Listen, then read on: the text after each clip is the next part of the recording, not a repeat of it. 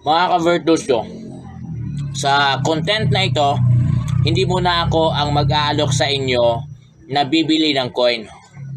Kasi, mayroon akong kaibigan na pwede nyo pong alokin ng mga coins ninyo, lalo na commemorative coins, lalo na kung meron po kayo nito.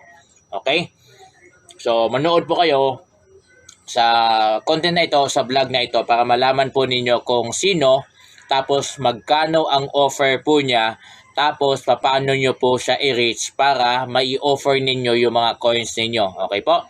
Again po mga ka-Virtusyo, ang pinag-uusapan natin dito na i-alok nyo po na coins ay mga commemorative coins. Okay? So, manood lang kayo dyan.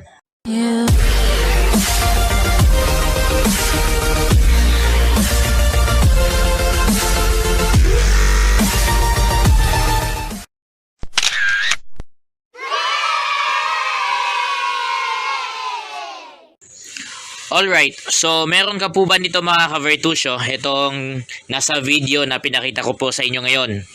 Itong commemorative coin na bagong bayani. And hopefully maayos po ang quality ng commemorative coin na meron po kayo. Katulad po ng meron ako ngayon. Okay, lalo na itong nasa gitna. Itong malinis pa. At brilliant po yung coin. Okay, kasi syempre, kung mas brilliant yung coin, mas malaki po yung magiging offer. Okay po. So, commemorative coin na bagong bayani. Dito po sa harap ay makikita nyo po yung mga bagong bayani po yan. Ibig sabihin, mga buhay pa yan na mga taong nagbibigay serbisyo, pagmamahal sa Pilipinas sa pamamagitan ng kanilang trabaho o di kaya pagsisilbi sa bayan. Yan, okay po. So, ang face value ng commemorative coin na ito ay 5 piso. Yan, or 5 peso coin. Yun po ang face value po nito.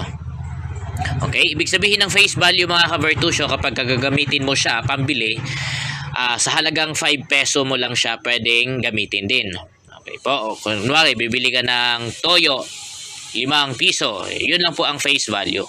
Okay po, so kung face value, ibig sabihin kung ano po yung nakikita ninyong halaga na nandyan sa coin, yun po ang halaga ng gamit po niya. Ngunit, pagdating po sa numismatics area at saka mga collector's world mga ka-Virtusyo, magbabago po yan. Okay po, kaya nga meron po tayong kaibigan sa FB na pwede nyo po siyang silipin, pwede nyo pong alokin, pwede nyo po ipakita sa kanya yung commemorative coin na meron po kayo, lalo na kung meron din kayo nito na bagong bayani commemorative coin, dahil willing po siyang bumili. Okay po, willing po siyang bumili ng gantong klase ng commemorative coin. At sana, katulad po ng nakikita ninyo sa video mga ka-Virtusyo, ito ay malinis na, brilliant, or maayos pa ang quality ng coin, nilinis nyo. At maganda sana kung katulad nito ay nakalagay din siya sa coin holder. Okay, para maiwasan po natin yung impurities mga ka-Virtusyo. The more we hold the coins, the more impurities it can have. Kaya dapat po malinis. Kaya kung maaari, best na gagawin po natin ay ilagay po natin ang mga commemorative coins na meron po tayo sa coin holder, katulad po nito, para kahit hawakan mo pa kahit saan or hawakan mo pa for a long time ay hindi siya magkakaroon ng impurities dahil sealed po siya. Okay? Ngayon, kanino nyo pwedeng i-alok ang gantong klase ng commemorative coin at kung magkano po ang kanyang asking price? Okay po? O kanyang offer. Okay? So, pwede nyo po siyang i-message sa FB ang pangalan po ng willing pong bumili ng gantong klase ng commemorative coin, itong bagong bayani commemorative coin. Okay, maayos po dapat ang quality po nito. I-search nyo po ay si Jarai's Vlog. Okay po, pwede nyo po siyang makita sa FB. I think ang followers po niya ay nasa 700,000 mahigit na. Okay po, 700,000 yung mga followers po niya. And legit po siyang bumibili talaga ng mga coins. Okay po, may mga pruweba na bumibili po siya ng coins. At talagang nagme-message din siya directly. At nag-i-entertain ng mga alok na coins. Lalo na kung kailangan po niya. po mga kavertusyo. So, i-message po ninyo si Jarice Vlog. Ulitin ko ha, Jarice Vlog. Siya po ay isang coin collector na bumibili ng mga coins. Lalo na po ngayon, ang hanap po niya ay mga commemorative coins. Okay? Commemorative coins po ang kanyang mga hinahanap at nais bilhin dahil sa tingin ko gagawa po ng coin set ito. Okay po? Ngayon, sa presyo, yan. Siyempre, mga kavertusyo, sa presyo po mga kavertusyo na mga commemorative coins, kung dadalhin nyo po ito sa subastahan, mas taas po doon, syempre naman.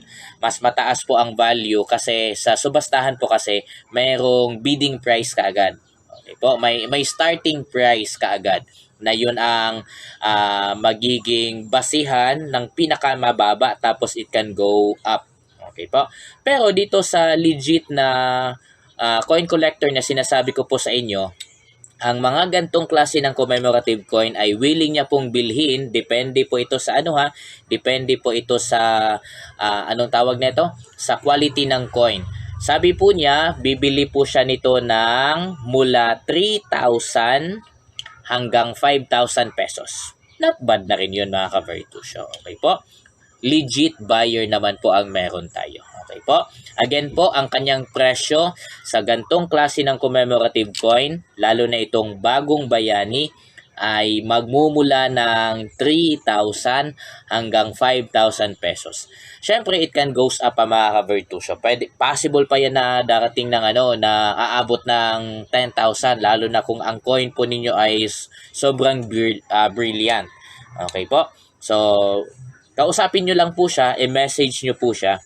Okay, mag-direct message po kayo. Huwag po kayo mag-offer doon sa sa comment section. Okay po? I-message niyo po siya directly kasi doon po siya makipag-transaction. At syempre, para malaman din na meron talaga kayo ng coin na hinahanap po niya, i-send nyo po yung picture ng coin.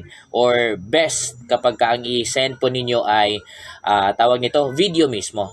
Para makita niya talaga na actual, hawak nyo po yung coins. Okay po? So, uulitin ko mga kavertusyo, Jarice Vlog, willing pong bumili ng commemorative coin na bagong bayani. Maganda kapag nasa coin holder na para alam niya na malinis na po ito. Okay po? Saan po siya i-reach? Sa kanyang FB page. Okay po? Magkano? 3,000 hanggang 5,000 ang kanyang asking price or offer niya sa mga gantong klase ng commemorative coin. Kaya kung meron man kayo mga kavertusyo, I'm giving you the information kaagad ngayon kung saan po i-aalok ang gantong klase ng commemorative coins. I-message nyo po siya. Okay po? Sa Jarice Vlogs. Again, wag po sa comment section. Diretso po sa PM or DM. Okay?